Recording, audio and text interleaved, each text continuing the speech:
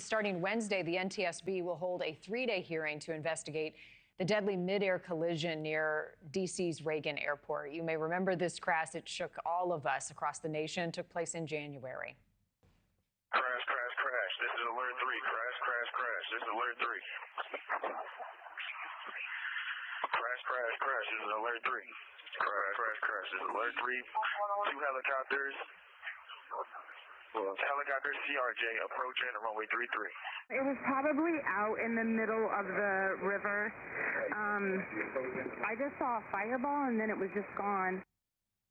A regional airline plane crashing into a U.S. Army Black Hawk helicopter happened over the Potomac River. 67 people, all of those on board, killed in the deadliest domestic plane crash in more than 2 decades. Among them, Sam Lilley, 28 years old. He grew up in Richmond Hill, Georgia, followed in his father's footsteps and became a pilot for PSA Airlines. He loved to travel. He loved his family, his fiancee Lydia, but most of all, loved the Lord and had a deep faith that is carrying his family through this difficult time of grief. Sam's father, Tim Lilley, is with us this morning. Sir, thank you so much for your time, and I am so sorry for your loss. I know time does not make it any easier, but answers do help to understand exactly what happened. Do you believe you have a clearer picture all these months later as to what went wrong?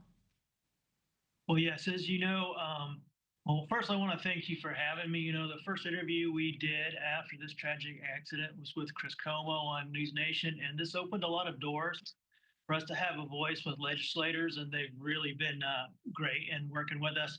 Now, who's not working with us is the Army. So what the evidence shows is that that CRJ was exactly where it was supposed to be, cleared to land, doing exactly what it was supposed to do. My son and his captain were right on target. That Army helicopter was in the wrong place, and it was doing some unsafe acts. And this had become commonplace in the culture of the 12th Aviation. High risk and lack of risk mitigation, unsafe acts have become normal. So what we're hoping to understand during this NTS brief is where the gaps in the Army safety management system are, so we can address those gaps. So far, the Army, here it is, 6 months since the accident, the Army hasn't taken any accountability. They've been hiding behind the NTSB. They've been claiming they don't know whose fault this is. And it's clearly a cultural problem that the Army had. Now, there was some mistakes by ATC, but the majority of the mistakes were made in that Army cockpit. Now, these are my brothers. I flew Blackhawks for 20 years. I love that crew. They were a good, honorable crew. But what they were doing was they were following examples of those above them and requesting visual separation when it was ill-advised and very dangerous, not taking the risk mitigation like a 4th crew member or wearing the HUD or using the ADS-B out. All those things point to a culture in Army aviation that has really lowered the standard dramatically. And so we're looking for ways to get the Army's safety management system up to date and look at the data and find ways to make sure this doesn't happen to any other families. Mr. Lilley, as a pilot yourself, what questions would you be asking of investigators in this week's hearings? What do you most want answered? Well, really what the Army has refused to give me any of the risk assessment matrix that they were using for this flight. So I'm really looking forward to being able to see how that risk matrix worked. It may be quite different than the 20 years ago when I was in the Army, and why those risk mitigations that were available to them were not used.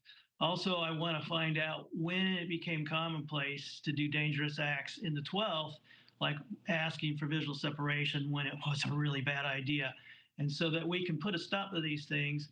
And we want the Army to analyze data. And, you know, these 64 victims, they're not casualties of war. They're casualties of a culture that decided near misses were okay, because there was many near misses that led to this thing. Thank you for watching. Subscribe below and download our NewsNation app right now on your phone, and you will get fact-based, unbiased news for all Americans.